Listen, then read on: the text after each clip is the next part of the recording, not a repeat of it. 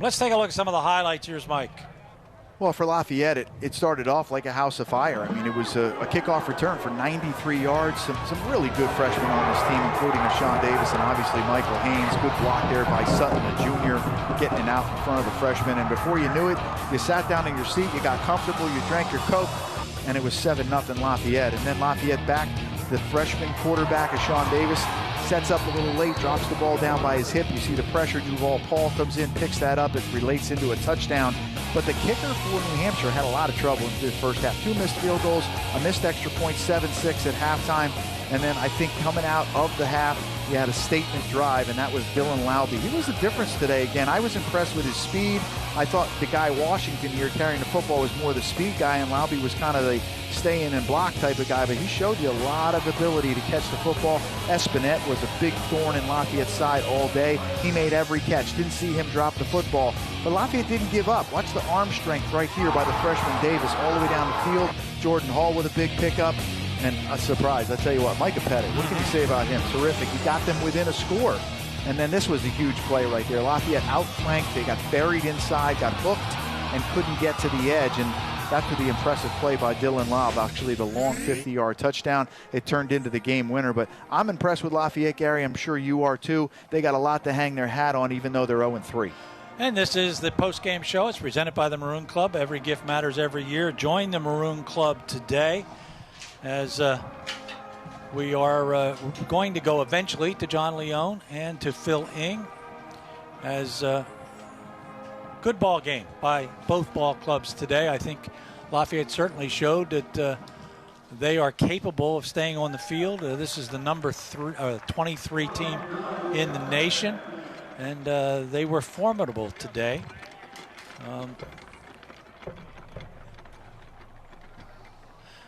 So we're going to go to our player of the game, and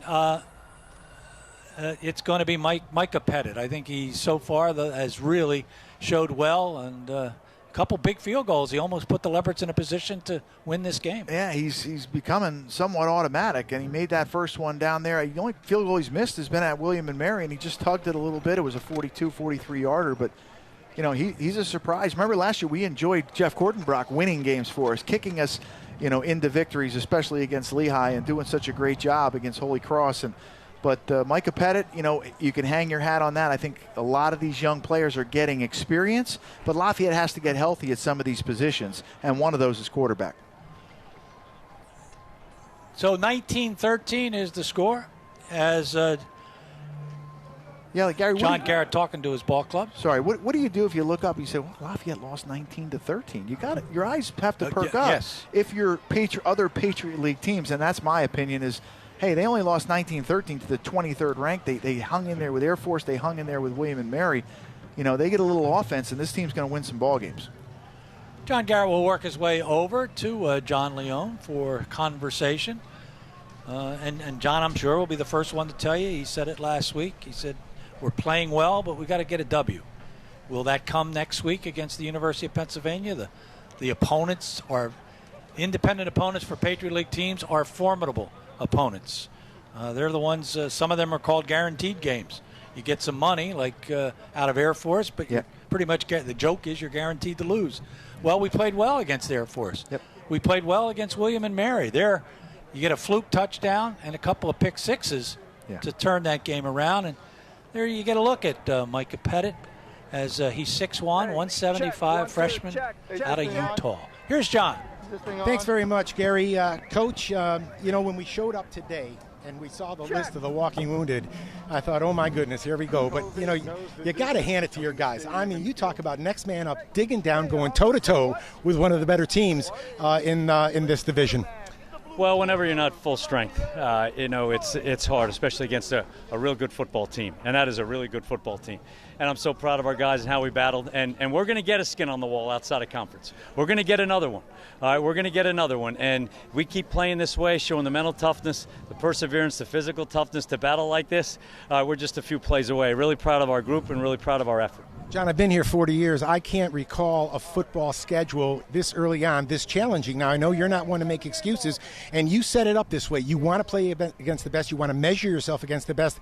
I thought all in all today, given the offensive issues, and again, you don't have your quarterback of your offense. You don't have the quarterback of your defense. You don't have your starting running back. You don't have Major Jordan. I mean, it goes on and on and on, and yet you're in this game with an onside kick. Well, it's just a tribute to what we're building here. It's not just the frontline players. You have to pay particular attention to depth, and we're building that so we can compete and not just fall off the shelf when we have injuries, and that's just part of the game. But really proud of the guys. How about that young quarterback coming in and battling like that? And really proud of our guys. He got better every snap, it seemed. I mean, you could tell the jitters were there, a couple of throws errant, maybe held onto the ball a little too long in the first half. Boy, you saw leaps and bounds in the second half. Well, I'm proud of him. He hung in there. That's a really good defense. It's probably as good a defense as we've played since I've been here. They're really talented. They have a really complicated scheme. And really, like I said, I'm just excited about what we can be. We got to clean it up a little bit. And we're a couple plays away. And then we're all smiles today. But we're excited about the future and what we got going. Coach, keep them up and go get that skin on the wall next week against those Quakers. All right, thanks, John. Go Leopards. You guys. Thank you very much. We'll go back to John and Phil in just a moment. And Mike, we started the show by saying 22 months since we got here to Fisher Stadium. It certainly was good to be back here, and it's going to be good next week. Penn will come in. Penn always has an outstanding football team, but we've played Penn tough over the years, so we look forward to another good ball. We've had some good wins over Penn, too. 8-7 win, a couple wins when Frank was here and stuff, but, it's just nice to be back here. You know what I mean? And it's like riding a bike with you. It's so much fun, and congratulations to you, obviously. Great article in the paper this past week, so we're excited to be back. It's a beautiful setting, and we had a great day for it in Lafayette as arrow is pointing up. Thanks, partner. That's Mike Joseph, John Bowman up here in the booth with us. Now we'll turn it all over to John Leone and Phil Ing.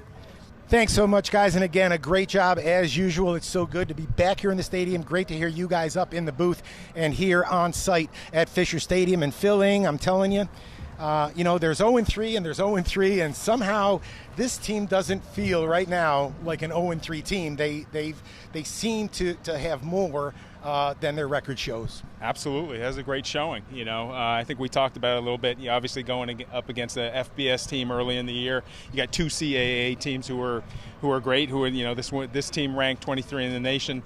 Come in here, short some guys, Major Jordan, Damon Washington, got a quarterback who hasn't taken any snaps until this game, so it is a good showing. Phil, you and I were talking throughout the game, and we saw how effectively New Hampshire was able to move the pocket as if Brett Edwards needed any more help than he was getting. But that really is a support for the quarterback when you can roll the pocket, see some openings, and you wanted to see more of that for our guy, Sean Davis, but it takes time. I think that it takes time, and again, we talked about we didn't know how much notice did the team have that Sean was starting.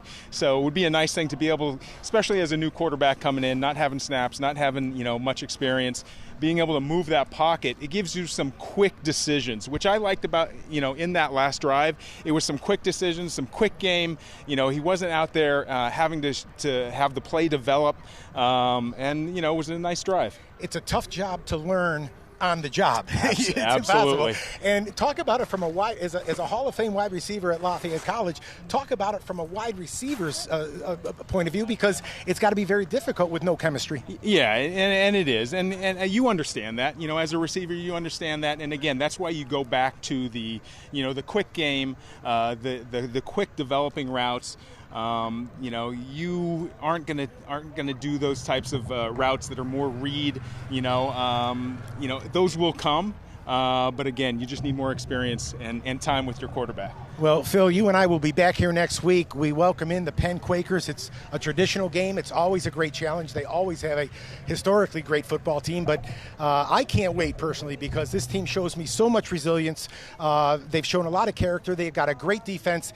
And I think it's another building block this afternoon for the Lafayette Leopards. So be sure, again, my thanks to Mike Joseph and Gary Lawbeck for doing a great job. And we hope we'll see all of you back here next Saturday at Fisher Stadium when the Lafayette Leopards take on the Penn Quakers. For John Leone and Phil Ing, thanks for joining us.